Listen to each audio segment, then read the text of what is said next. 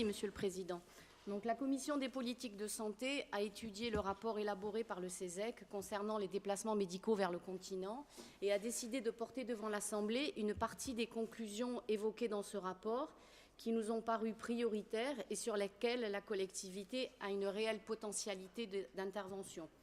Cette motion a reçu un bon accueil puisque l'ensemble des commissaires a émis un avis favorable. Nous remercions le CESEC pour sa contribution de qualité et l'encourageons à multiplier ce type de démarche. Il s'agit là d'un premier travail collaboratif entre nos institutions et qui en appelle bien sûr d'autres.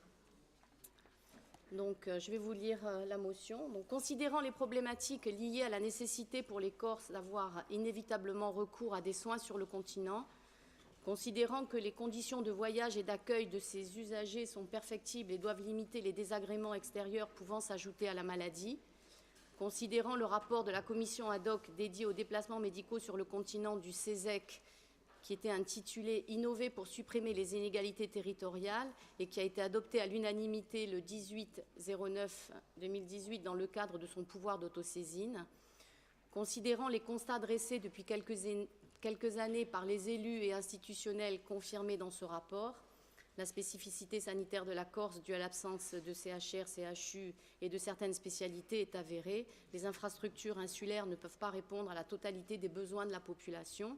De ce fait, il y a environ 26 000 déplacements médicaux qui sont enregistrés chaque année vers le continent. Chaque famille résidant en Corse est concernée. Cette problématique constitue un enjeu de société majeur. Les modalités de prise en charge de l'assurance maladie sont restrictives et inadaptées à la réalité de l'île. Demande d'entente préalable systématique, prise en charge d'un seul accompagnant pour les moins de 16 ans, examen au cas par cas pour les adultes et les 16-18 ans, absence de prise en charge de l'hébergement, etc. Elle crée une rupture d'équité territoriale qui est inacceptable et entraîne ou aggrave des phénomènes de précarité et de renoncement aux soins. Le budget consacré au financement des transports en avion et bateau représente 6 millions d'euros par an, soit seulement 18% des frais de transport remboursés par les caisses, qui s'élèvent, eux, à 32 millions d'euros, dont seulement 700 000 concernent les enfants. Les actions complémentaires récentes mises en place par certaines associations, compagnies de transport, mutuelles et également par la collectivité de Corse ont permis d'améliorer la situation et de pallier partiellement les carences du service public. Elle témoigne de l'évolution de la société insulaire et de la maturité de la réflexion liée à cette problématique.